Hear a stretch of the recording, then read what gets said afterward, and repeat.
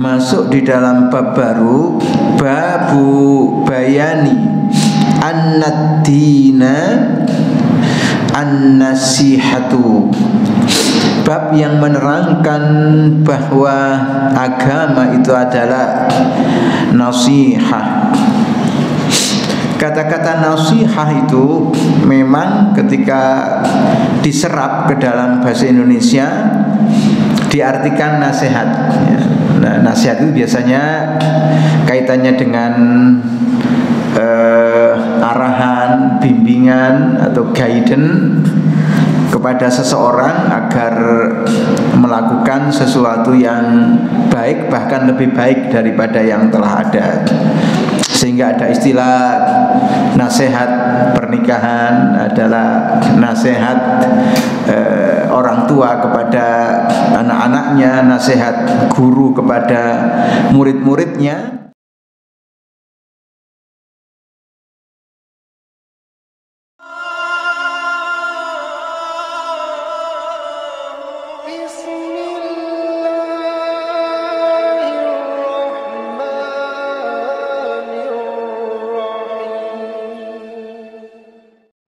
Assalamualaikum warahmatullahi wabarakatuh. Bismillahirrahmanirrahim. Alhamdulillahi rabbil alamin. Wassalatu wassalamu ala afdalil anbiya'i wal mursalin Nabiyyina Muhammadin wa ala alihi wa ashabihi ajma'in. Subhanaka la ilma lana illa ma 'allamtana innaka antal alimul hakim. Rabbi shrah li sadri wa yassir li amri wahlul 'uqdatam min lisani yafqahu qawli. Hadirin, marilah kita lanjutkan taklim kita, yakni pembahasan hadis-hadis sebagaimana terdapat di dalam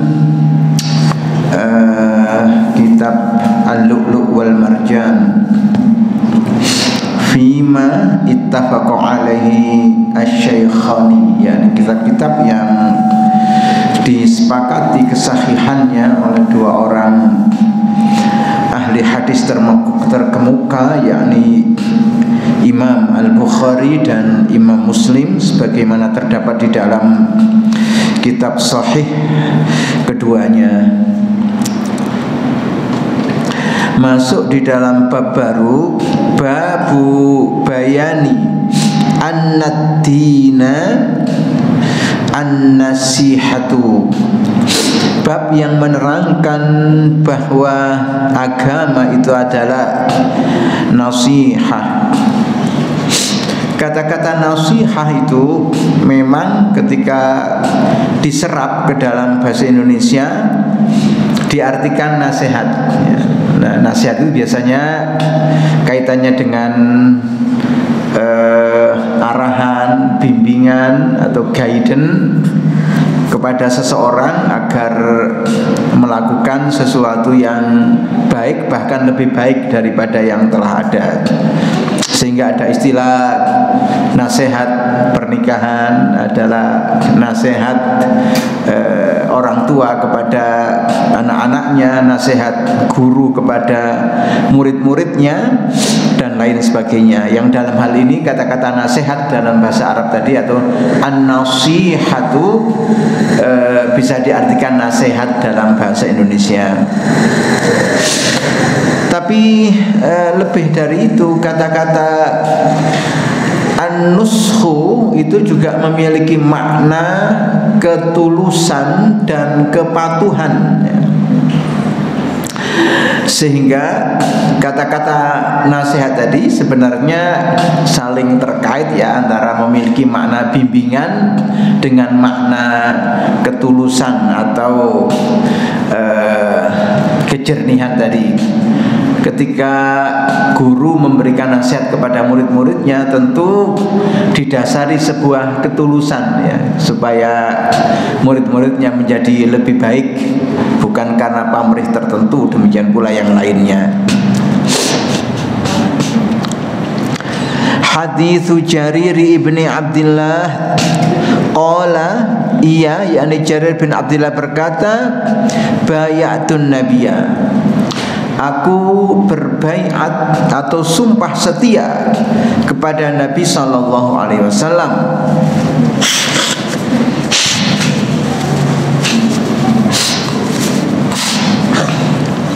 Sumpah setia untuk apa? Ala sam'i wa ta'ati, untuk mendengar dan untuk taat. Makanya sering ada kata-kata dalam apa namanya Maras Muhammadiyah itu ada sami'na wa ata'na.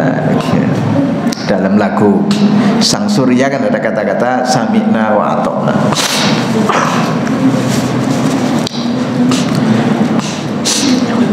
Jadi begini, sami'na wa ata'na itu mengerti, memahami kebenaran dan kemudian ditaati, dijalankan. Karena ini nanti perbedaannya dengan orang-orang Yahudi yang mengatakan sami'na wa asoina, mengerti, memahami, tapi dilanggar secara terang-terangan.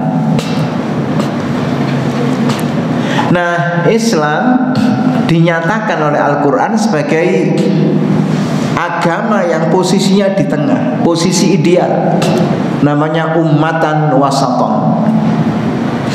Sebagaimana Al-Baqarah 143, wa kadzalika ja'alnakum ummatan wasatan litakunu syuhada'a 'alan nas wa yakuna ar-rasulu 'alaikum syahida, al-ayat.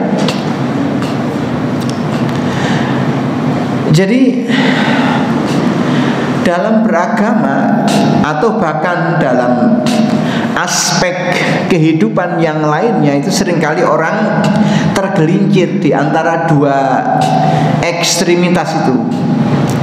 Ada ekstrem kanan, dalam ini adalah berlebihan dalam agama, al-ghuluwu fid-din, bahasa Arabnya disebut at-tafrid ya. Sementara yang ekstrem kalau Yahudi itu dalam Quran dikatakan sebagai ekstrem kanan, apa namanya, ekstrem kiri. Nah, ekstrem kiri ya tadi itu sami'na wa asoina, mengerti, memahami kebenaran tapi kemudian dilanggar secara terang-terangan, secara sadar dan terang-terangan, tafrid. Ada juga yang ekstrem kanan, itu namanya al-ghuluwu fid-din, berlebihan dalam beragama. Makna berlebihan itu adalah melampaui batas yang diperintahkan. Para ulama sering memberikan contoh pada doktrin bahkan dogma yang ada di dalam agama Nasrani ya. Perintahnya kan supaya taat menjalankan ajaran agama yang dibawa oleh Nabi Isa alaihissalam, tapi kemudian kebablasan menyembah Nabi Isa kan, kebablasan. Ya tentu bukan salahnya Yesus Kristus ya, tapi salahnya yang menyembah. Nah, itulah makna posisi tengah, posisi ideal. Khairul umuri awsatuha, sebaik-baik urusan adalah yang pertengahannya, itu maksudnya yang ideal tadi ya. Dermawan itu posisi tengah di antara boros dan pelit, itu di tengahnya adalah dermawan. Walladzina idza anfaqu lam yusrifu wa lam yaqturu wa kana baina dzalika qawama ya. Orang-orang yang beriman itu adalah orang-orang yang kalau belanjakan hartanya itu tidak boros dan juga tidak pelit, tapi pertengahannya itu adalah dermawan.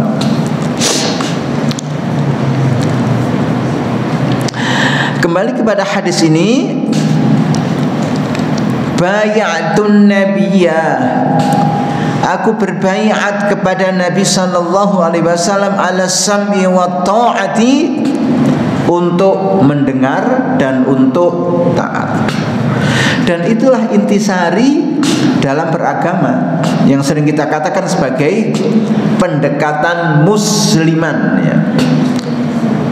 Dalam agama yang diteladankan oleh Nabiullah Ibrahim alaihissalam, yang berkali-kali dalam Al-Quran dinyatakan sebagai sosok yang hanifan musliman itu. Maka Ibrahim Yahudiyyan wala Nasraniyyan walakin kana hanifan musliman wa ma kana minal musyrikin.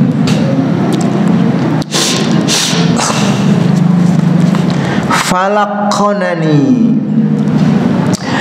Kemudian beliau sallallahu alaihi wasallam mengajarkan kepadaku fi mastata'tu, pada hal-hal yang aku mampu, bahwa as-sam'a wa ta'ah itu pada batas maksimal kemampuan seseorang.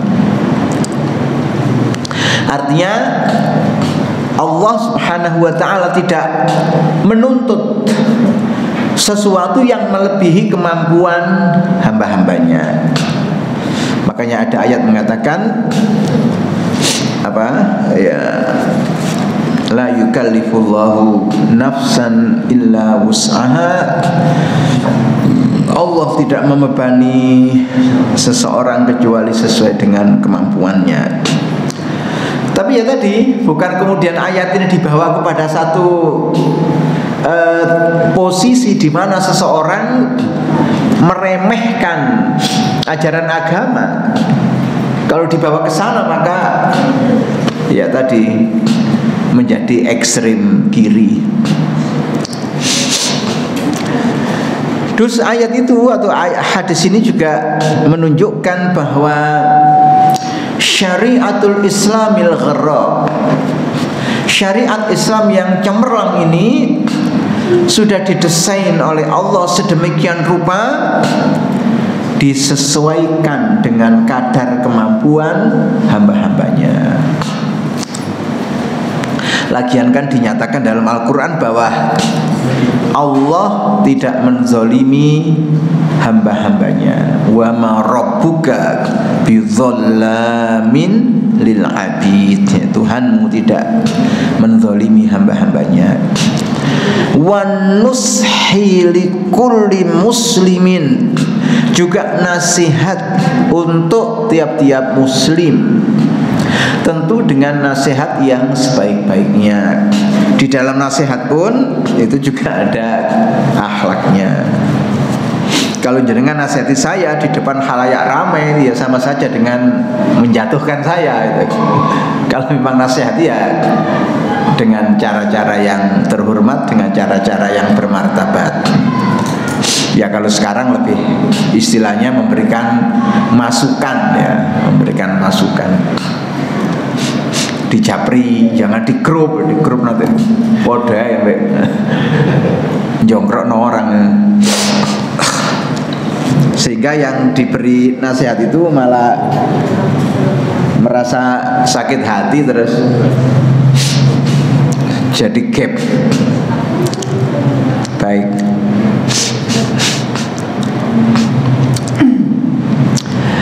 Hadits Abi Hurairah anna an-nabiy sallallahu alaihi wa alihi wasallam qala la yazni az-zani hina yazni wa huwa mu'minun wa la yashrabu al-khamra hina yashrabuha wa huwa mu'minun wa la yasriku as-sariqu hina yasriku wa huwa mu'minun wa zada fi riwayatin wa la yantahibu nuhbatan dhata syarafin yarfa'un nasu ilahi absarahum fima hina yantabihuha wa huwa mu'minun.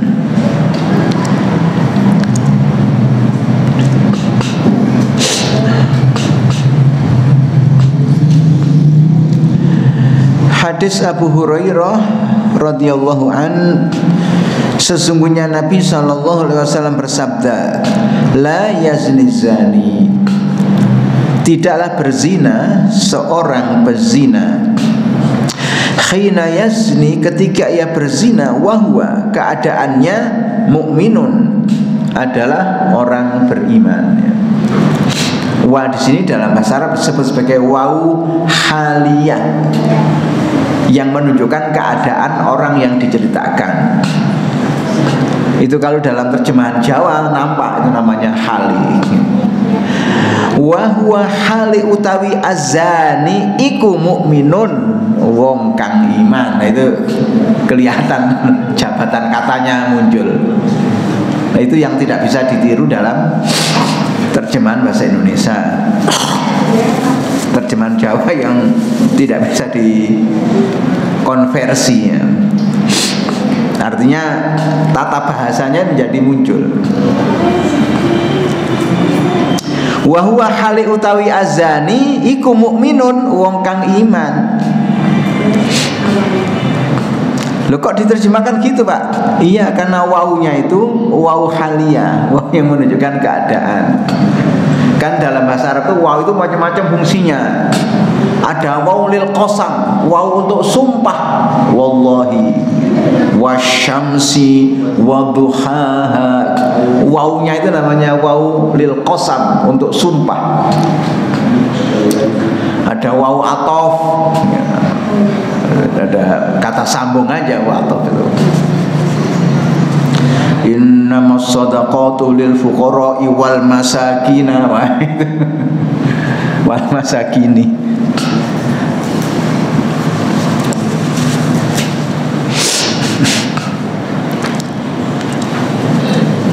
Namanya watof. Ada juga waw istinaf, mau menunjukkan itu kalimat baru dalam bahasa kita, namanya paragraf, itu namanya waw lil istinaf. Lah waw yang ini namanya waw haliyah. Macam-macam, ada waw ma'iyah, ya. Waw yang menunjukkan orang berjalan bersama. Sirtuwan Nail, aku jalan mengiringi sungai Nil. Sirtuwan Nil, bukan naik. Sirtuwan Nil, saya jalan mengiringi sungai Nil. Karena itu contohnya dulu dalam kitab pelajaran nahwu.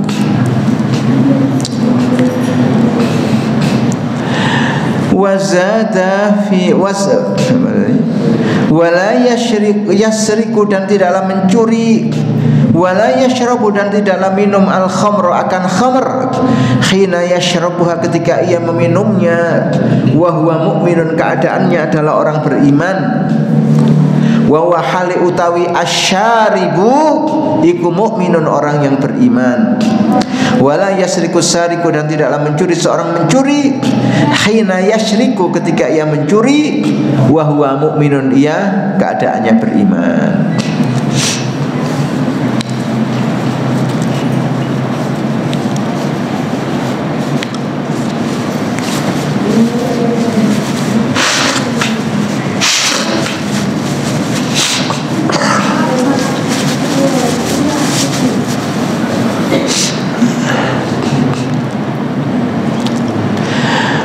Wazata, dan ia menambahkan fi riwayatin, dalam satu riwayat,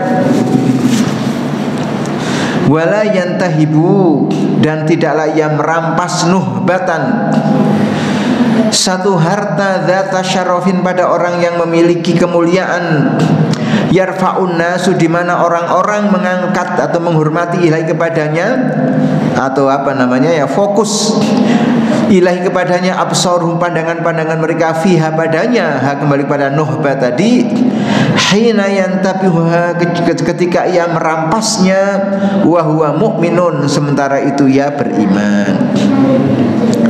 Wala yantahibun nahibu min malil ghairi qahron, wan nahbu al gharatu wassalabu.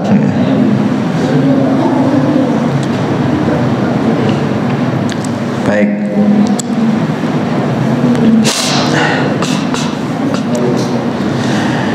Jadi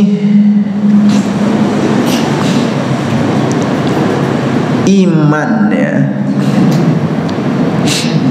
yang masuk ke dalam jiwa manusia itu melahirkan sebuah energi yang dahsyat,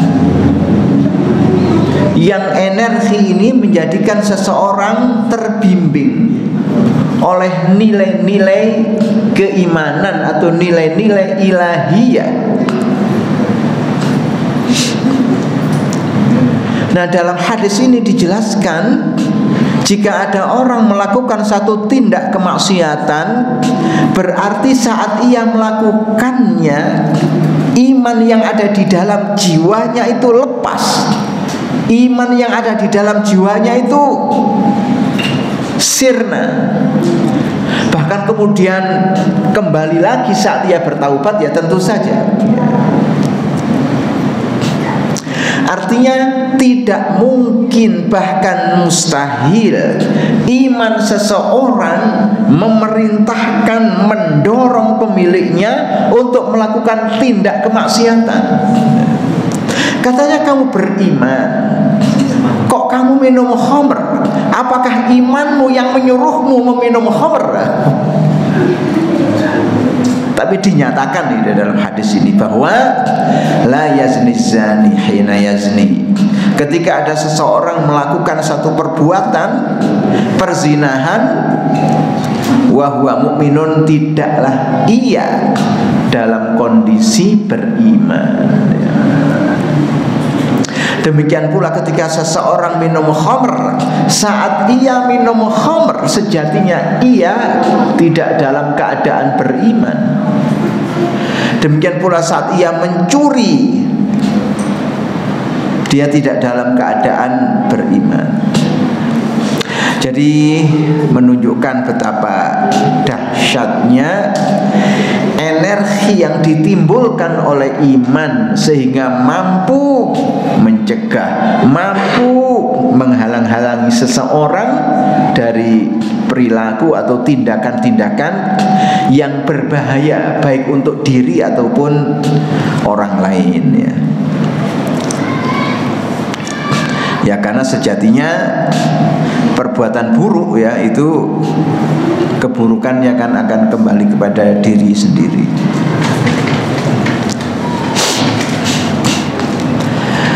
Baik, hadis Abdullah bin Amr anna Nabiy sallallahu alaihi wasallam qala arba'un man kunna fihi kana munafiqan khalisan wa man kanat fihi khaslatun minhunna kanat fihi khaslatun minan nifaq hatta yad'aha. Idza tumina khana wa idza haddatha kadzaba wa idza ahada ghadara wa idza khasama fajara.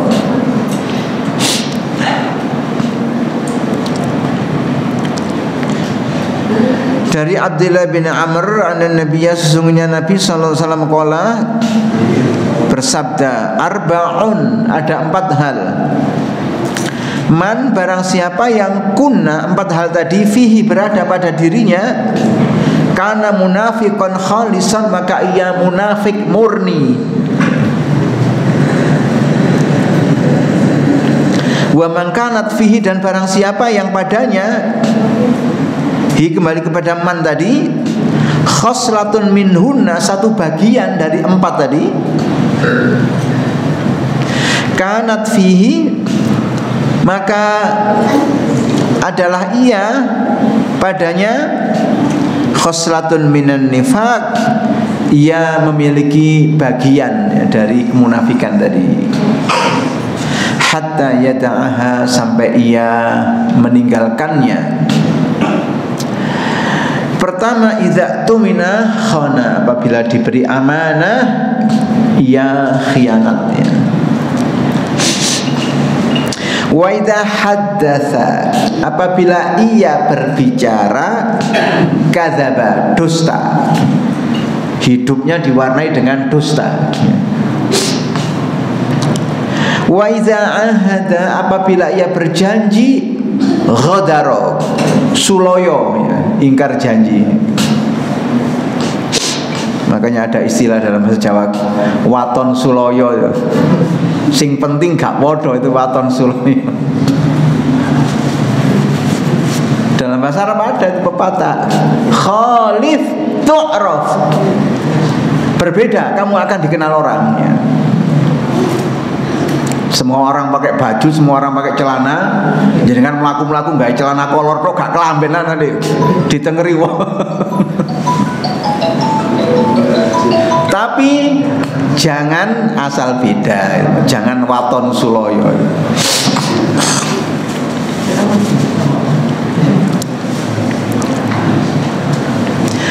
Wa idza khasama, apabila berkompetisi, bersaing, fajaro, culas.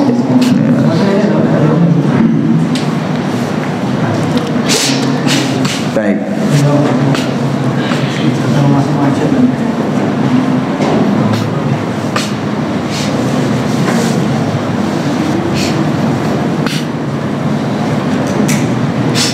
Saya waktu kecil itu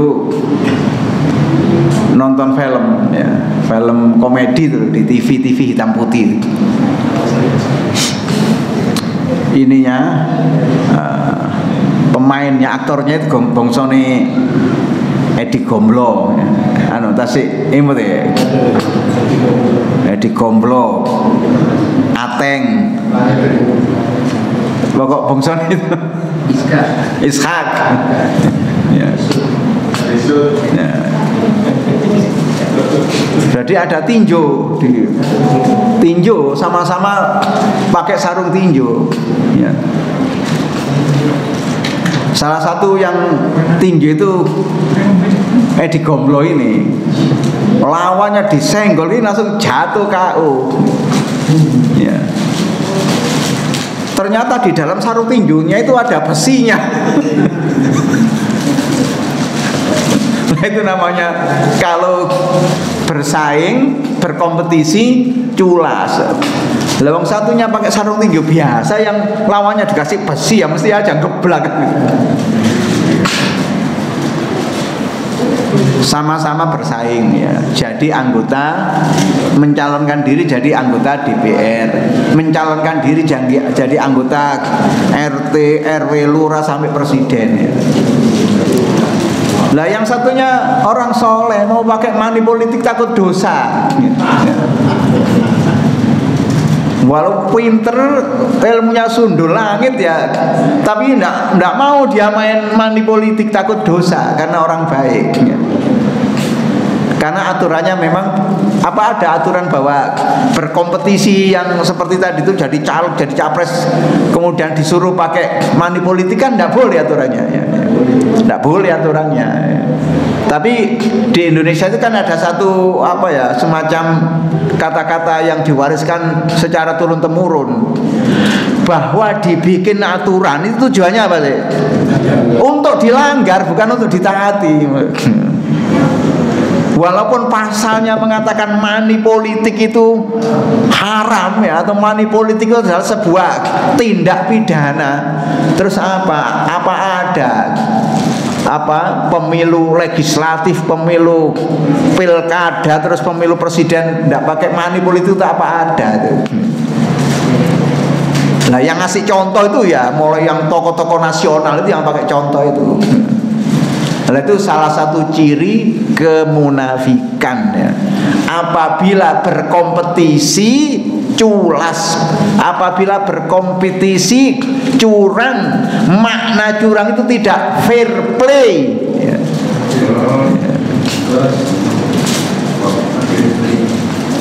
Nuruti hadis Nabi gak jadi temenan.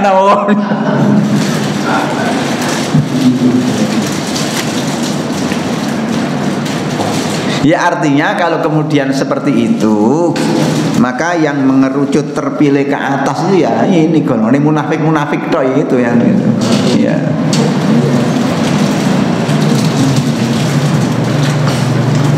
Sehingga kebijakan-kebijakannya itu ya tidak akan kemudian berpihak kepada rakyat. Terus yang ada di dalam benak dan pikirannya itu rakyat itu tidak ada. Ya bagaimana anak saya, mantu saya, ya mumet gitu terus urusannya itu.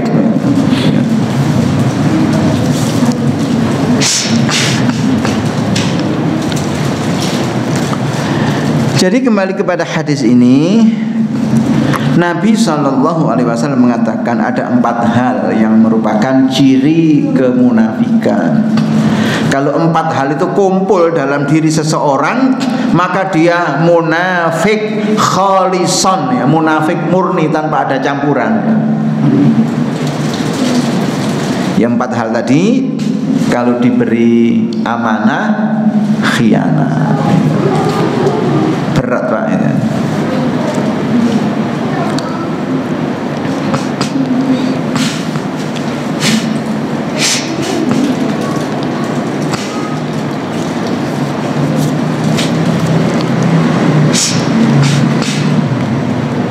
Wa idza haddatsa kadzaba.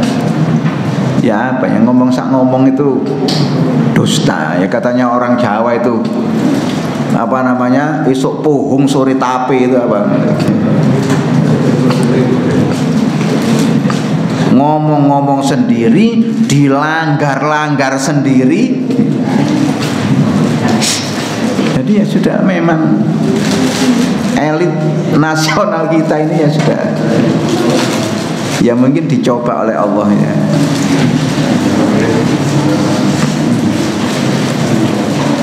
Wa idza ahada ghadara, apabila berjanji tidak tepat janji. Jenengan catet ae apa janji ini waktu kampanye gitu. Kira-kira diwujudkan, direalisirkan apa tidak ya? Kalau tidak ya berarti munafik gitu aja. Wa idza khasama fajaro, apabila tadi bertanding atau berkompetisi ia culas. Tapi kemudian begini ya dalam agama itu, sebagaimana dijelaskan oleh Ibnu Katsir di dalam tafsirnya, bahwa kemunafikan itu dibagi menjadi 2. Ada munafik i'tiqadi, ada munafik amali.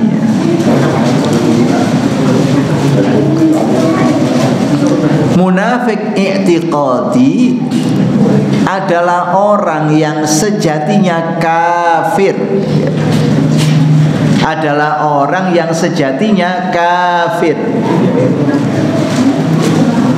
Tapi kemudian karena tujuan-tujuan yang biasanya bersifat politis dan ekonomis ya, tujuan-tujuan politik dan ekonomi, kemudian dia berpura-pura ya, menjadi orang Islam. Apalagi di Indonesia ini mayoritas masyarakatnya adalah Islam, supaya dagangannya laku, supaya usahanya diminati banyak orang ya. Dia akhirnya ya berpenampilan layaknya orang yang beragama Islam. Tapi pada saat yang sama ia memiliki agenda yang tersembunyi, yaitu tujuan-tujuan ekonomi dan politik tadi. Wah, ini persoalan yang luar biasa serius sekarang ini. Walaupun umat Islam jumlahnya mayoritas, tetapi ada satu gerakan yang sifatnya sistematis untuk meminggirkan peran umat Islam dalam percaturan politik dan ekonomi.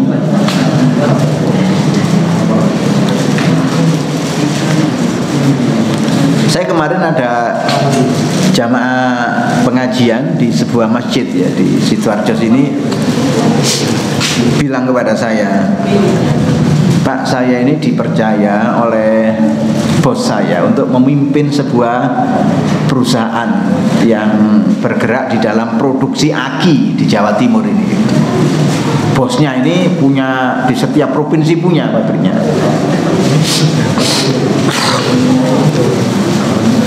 Sebagai kader Islam, saya juga punya pikiran untuk ikut-ikut membantu teman-teman maju secara ekonomi.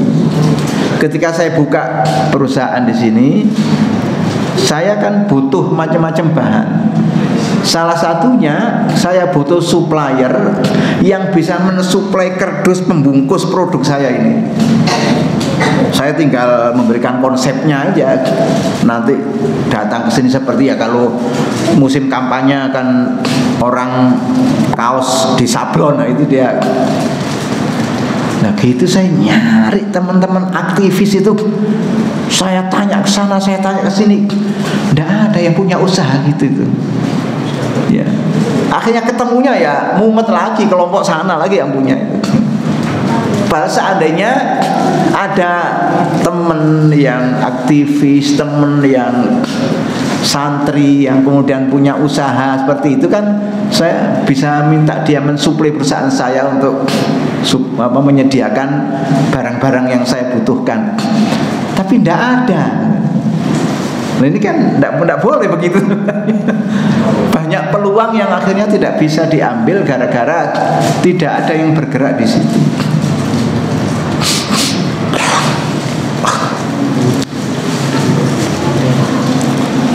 Ya sederhananya begini, apapun yang kalau selama ia bisa diwujudkan jadi duit, ya ambil dia wujudkan. Ya tentu kalau dalam agama kan kita dibatasi oleh soal halal haram. Saya ingat peristiwa lama, peristiwa ini waktu itu di Pasar Turi. Di Pasar Turi jalan itu ya sama beberapa teman, kok ada orang andok bubur Madura itu yang macam-macam yang enak seger itu. Siang-siang saya lihat yang jaga itu beberapa perempuan-perempuan muda yang pakai jilbab bagus, cantik-cantik gitu ya. Akhirnya saya ngajak teman-teman, artinya saya menghargai usaha mereka itu. Yang cantik-cantik ini masih berani jualan bubur. Enak buburnya dan harganya tidak murah. Harganya artinya ya standar lah harganya, bahkan cenderung mahal. Tapi peminatnya banyak.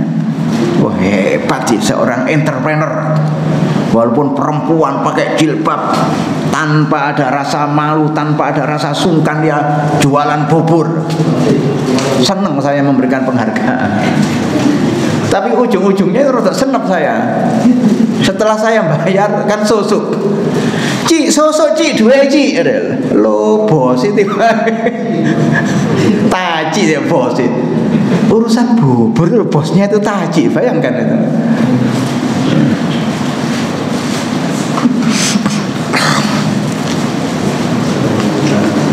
Jadi belakangan viral ya, mantan Perdana Menteri Malaysia Dr. Mahathir Mohamad itu bicara tentang kemerosotan mental entrepreneur warga Melayu di Malaysia, etnik Melayu di Malaysia. Dia sangat prihatin bahwa orang-orang Melayu banyak yang fokus untuk bisa jadi pegawai negeri, ya, istilahnya sana pegawai pemerintah. Yang penting tiap bulan penghasilan bisa diandalkan walaupun pas-pasan. Itu kan sifat mental yang ecek-ecek sebenarnya itu. Ya, sementara nafsu untuk hedonistik itu kan besar sekali, penghasilan terbatas. Terus apa yang dilakukan? Ya seperti yang di tempat kita ini. Seperti yang di tempat kita. Tidak main-main. Ya kadang-kadang saya baca berita-berita gitu ya, Masya Allah. Ada mantan Bupati Kutai Kartanegara itu ya ditangkap KPK, kemudian disita di rumahnya ada 91 kendaraan mewah. Itu pajaknya piye setahun 91 kendaraan mewah itu. Nah, kalau punya 91 kendaraan mewah berarti dia punya semacam showroom itu untuk parkir kendaraannya. Harus membayar sekian orang untuk merawat, untuk itu berapa miliar dia mengeluarkan duit untuk urusan-urusan yang seperti itu ya. Katanya anak-anak itu bayaramu lo piro. Nah Nah ini yang kemudian kita harus menggelurakan ya kepada anak-anak kita, generasi muda kita untuk memiliki peran berkontribusi di wilayah-wilayah itu, di bisnis, perdagangan, perniagaan.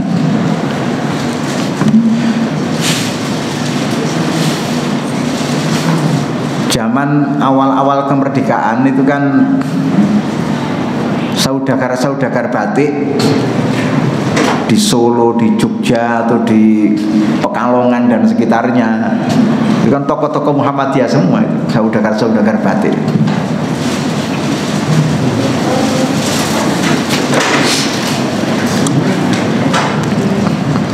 Ya nggak tahu kemudian begitu ya.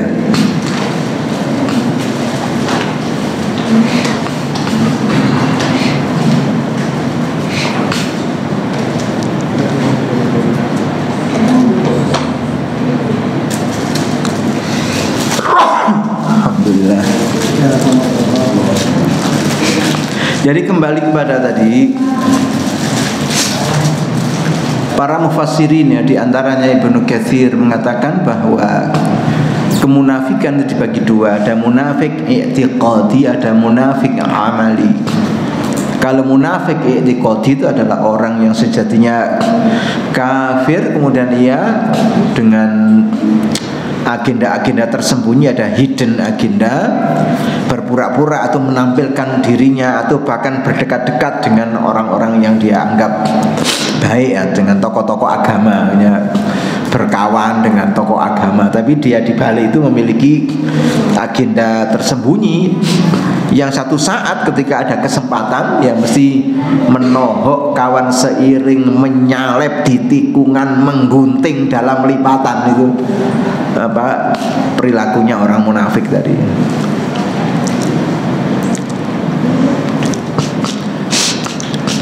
Dan sekarang banyak sudah, termasuk ormas-ormas keagamaan itu menjadi target mereka.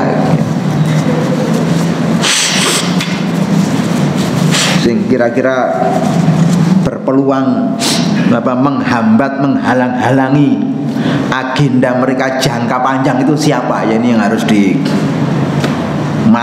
perlahan-lahan. Kalau orang menghadapi ular itu ya, untuk membunuh ular itu ekornya apa kepalanya lebih dulu? Kepalanya, ndasi golek dikit, ditotok ndasi diem ya, buntutnya diem. Nah yang kedua adalah munafik amali, adalah orang yang sejatinya beriman, cuma ia memiliki perilaku atau sifat-sifat seperti yang ada di dalam munafik i'tiqadi tadi, yang dalam hadis ini digambarkan 4 hal tadi.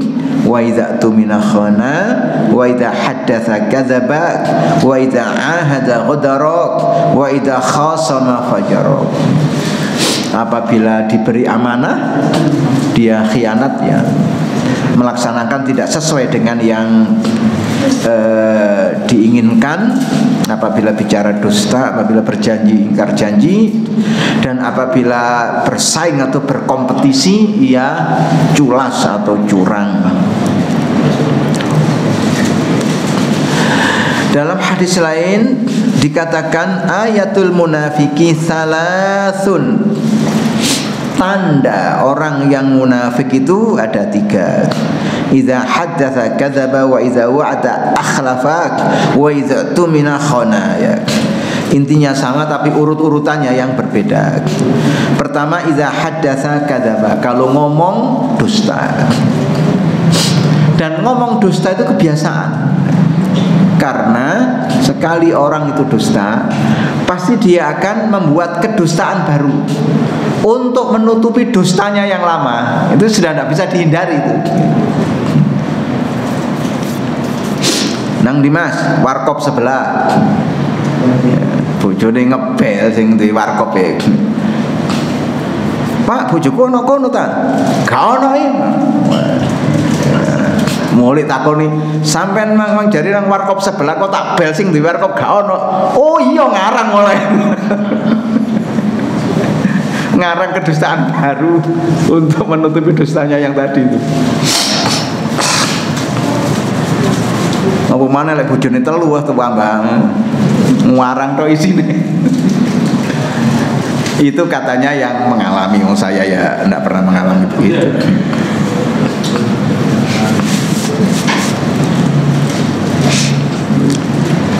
Karena dalam konteks ini kan sifat dasar perempuan ya dalam hal ini seorang istri itu kan posesif.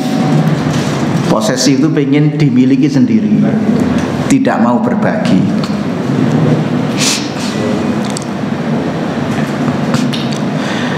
Dalam kitab-kitab tafsir dikatakan kata-kata munafik ya, bentuk jamaknya munafiqun atau munafikin itu berakar dari kata an-nafaku yang artinya terowongan yang dibikin binatang mengerat yang di kanan kirinya juga banyak terowongan-terowongan. Memang ia siapkan untuk menghadapi predator yang akan memangsanya. Sehingga kalau dia mau dimangsa oleh predator, ia bisa menyelinap ke kanan, ia bisa menyelinap ke kiri untuk menyelamatkan dirinya.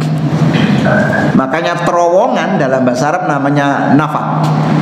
Kalau jangan pergi haji, pergi umroh kan ada nafak Malik, siapa nafak Malik Fahad, nafak Malik Abdul Aziz, namanya nafak gitu. Yang maknanya adalah terowongan. Karena saya pernah pergi haji itu ditempatkan di mahbas jin, itu namanya seremnya. Mahbas jin itu tempat buang jin itu. Mahbas kan artinya penjara ya. Mahbas jin tempat membuang jin. Konon katanya itu memang wilayah yang tidak dihuni orang karena ada di balik gunung. Ya makna gunung itu kalau di Arab kan ya semacam pegunungan. Cuma gunung batu kan di sana itu. Nah, terus ditembus pakai terowongan itu, tembus terowongan. Nah kemudian ada kawasan jadi kota, jadi perhotelan di situ. Sehingga kalau saya pergi ke Masjidil Haram, ada bis merah itu yang parkir di situ gratis langsung ke Masjidil Haram. Tapi kalau sudah menjelang Ar-Muzmin itu prosesi Arafah Muzdalifah Mina Ar-Muzmin, ya mungkin 3 hari sebelumnya tidak ada bis sudah. Tidak ada itu karena tidak bis. Orang sudah berjubel di waktu. Nah itu jalan ya agak jauh sih jalan dari hotel ke Masjidil Haram itu jalan lewat terowongan itu. Ya kira-kira 2 kilo atau lebih 2,5 kilo. Pulang pergi ya 5 kilo ya rada dengkleng. Tapi karena ini ya, karena semangat itu ya jadi tetap dilakukan ya. Ya sampai gendong saya itu ada orang yang kakinya terkilir, yang ya namanya ya walaupun sudah sepuh tapi ya semangat untuk selalu sholat di Masjidil Haram kan begitu menggebu-gebu, nggak mikir kakinya, nggak mikir umur juga. Tapi ya semuanya ikhlas. Sehingga orang munafik itu memiliki apa ya, cara yang sedemikian rapinya ya, sehingga yang ia samarkan itu tidak kelihatan.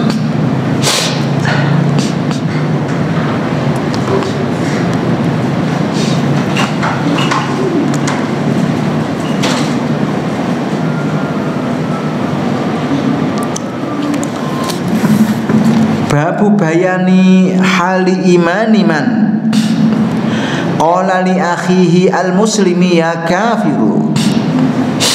Bab yang menerangkan kondisi keimanan seseorang yang menuding atau menuduh saudaranya yang muslim sebagai kafir.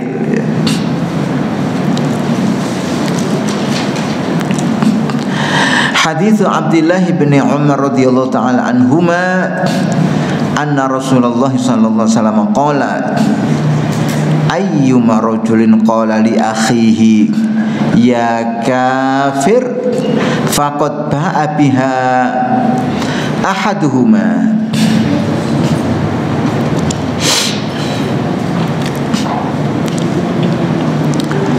Hadis dari Abdullah bin Umar radhiyallahu anhu, sesungguhnya Rasulullah SAW bersabda, ayyuma rajulin, siapa saja orangnya, qala yang berkata li akhihi kepada saudaranya dalam arti sesama muslim, ya kafir, he kafir, faqad ba'a, maka sungguh ba'a pulang, roja'a, biha dengannya, yakni dengan kata-kata ya kafir, ahaduhuma, satu dari keduanya.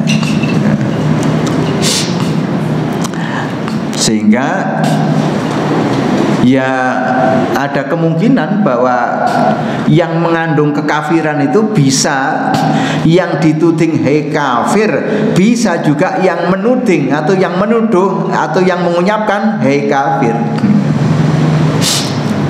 Wa ala kulli hal, bahwa adalah larangan ya dalam Islam ketika seseorang menyebut, menuding, menuduh saudaranya sesama Islam dengan kata-kata kafir, apalagi dengan argumentasi yang dibikin-bikin, yang dibuat-buat ya, yang seakan-akan dengan argumentasi itu ia memperoleh mandat dari langit untuk memberikan penilaian bahwa si fulan kafir, si fulan mukmin.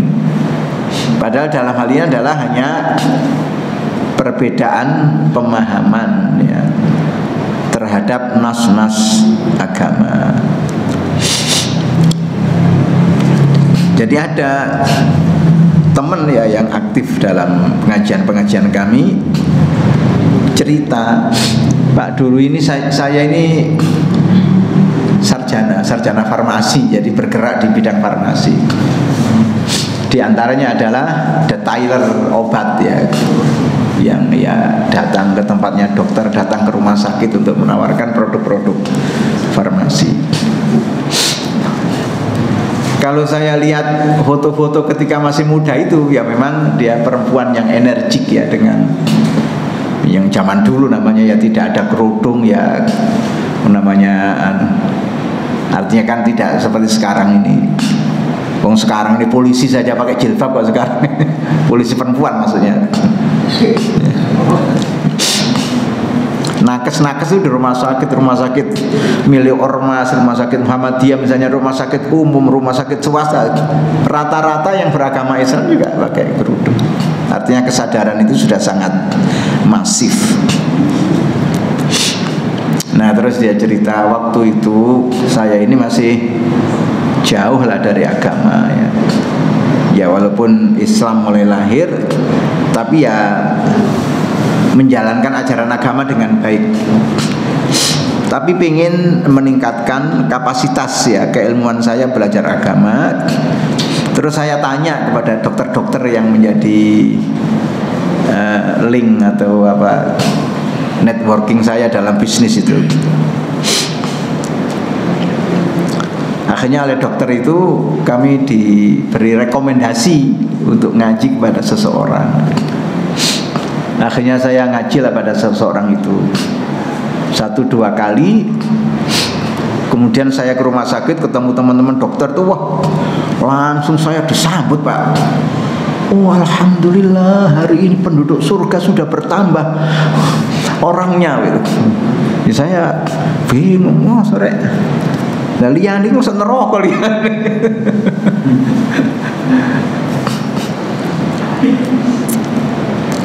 Tapi ya gurunya itu gigih luar biasa. Setiap kali saya tanya, Pak Ustadz ini maksudnya apa? Nggak usah tanya, lek wis ngajine tutuk ngerti dewi. Tiap kali tanya jawabnya begitu. Nggak usah tanya, lek wis ngajine tutuk ngerti dewi. Jadi ya tidak ada dialog dalam transformasi pengetahuan, itu tidak ada dialog. Karena setiap tanya dijawab seperti itu. Lek wis wayahe, lek wis apa namanya, lek wis wayahe wis ngaji ditutuk ngerti dhewe. Mau keluar dari ini, dari pengajian sulit yang luar biasa. Ustaz, saya tidak bisa. Loh, kenapa tidak bisa? Saya ada acara di rumah saudara saya.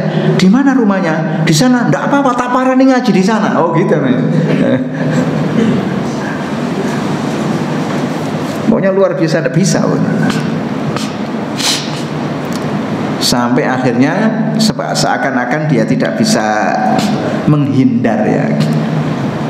Harus ikut dia untuk datang di tempat apa namanya, pemimpin spiritual tertinggi yang ada di Kediri sana.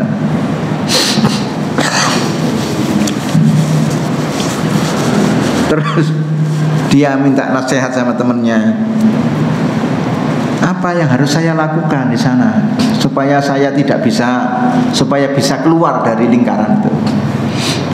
Saran temennya itu sederhana, katanya, gini mbak, pokoknya sampai dikek apa-apa, bu panganan, bu minuman, jangan dimakan, jangan diminum. Iya, dipegang kata-kata itu. Katanya sampai di sana langsung namanya tamu ya, disuguhi kue, dikasih teh manis. Ketika tuan rumahnya limpe, tahu limpe ya gitu. Iya. Langsung saya dilalak kok, kebetulan ada pot bunga di situ, tak suntek rono. Ditanya, gimana pak, enak ya tehnya? Alhamdulillah. Katanya ya setelah itu sudah palas itu, tidak dihubungi, tidak ditelepon, sudah lepas, sudah ada. Artinya seperti gak sumbut dengan sebelumnya gitu loh, yang menggebu-gebu. Nah itu begitu ketemu katanya, alhamdulillah penduduk surga sudah bertambah. Liane penduduk neraka berarti.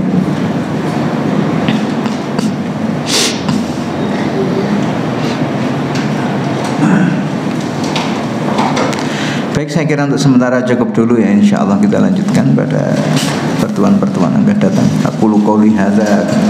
Wassalamualaikum warahmatullahi wabarakatuh.